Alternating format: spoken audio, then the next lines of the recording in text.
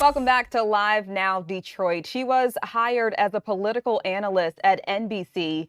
Now, Ronna McDaniel is out of a job after the network received extreme criticism for that decision.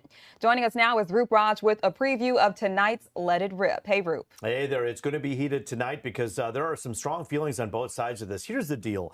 Ronna started this gig kind of informally already without having kind of signed all of the paperwork, crossing the T's and dotting those I's. She basically was appearing on NBC programming in the last few days ahead of a big hire in which she was expected to be an NBC News contributor ahead of this huge political year that we're already in right now.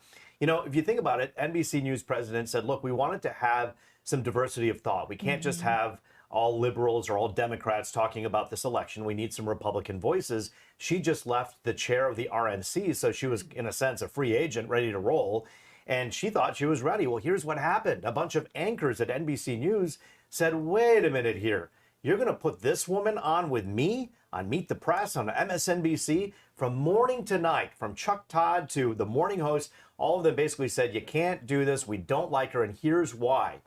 During the 2020 election, it's alleged that she made phone calls to county canvassers and election workers right here in Michigan, urging them not to certify the vote. She says that's just not true. She had conversations with the former president about how things were going in Michigan, but she didn't put pressure on anybody to do anything. And so she thinks it's an unfair, I can't really say firing because she wasn't quite hired, but she was in the process of being hired, but being dismissed so early on. She thinks this is just unfair.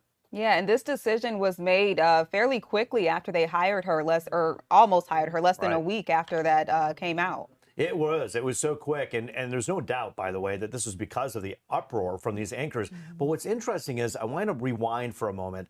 And these are not, there's no equivalency here in this next example, but a very respected Democrat, Donna Brazile, in 2016 was accused of feeding debate questions to Hillary Clinton. She was a CNN contributor and admitted to using her role as a CNN contributor and taking information and questions and feeding that to Hillary Clinton.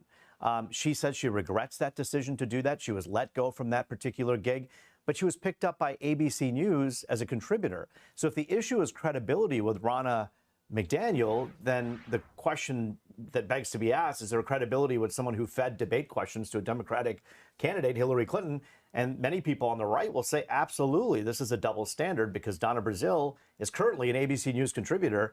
Now, you're talking about two different things here. If you believe everything about Ronna McDaniel and her role in making calls, if that's what you think really happened, then you probably think that's a little more serious than feeding questions to a debate participant. But when you're talking about 2016, Donald Trump versus Hillary Clinton, feeding anybody a question, probably not the best idea. Yeah, and we know that, the main concern was her support of former President Donald Trump and his claims that there was fraud with the 2020 election. Any other reason why they may have backtracked this decision, or is that the reason? Well, that was it. I mean, again, I think the reason that they really backtracked the decision is because of the on-air uproar. I mean, at any workplace, at a public job like we have, if you have a problem with your managers, you usually go to your managers and say, hey, I have a problem. They went on TV and blasted their bosses and said, and I think one of the anchors actually said to the other anchor who just interviewed Ronna and said, I'm really sorry that our bosses put you in this position. Wow. When you start calling out your bosses on the air, it Yeah. can go one of two ways. Either they can agree with you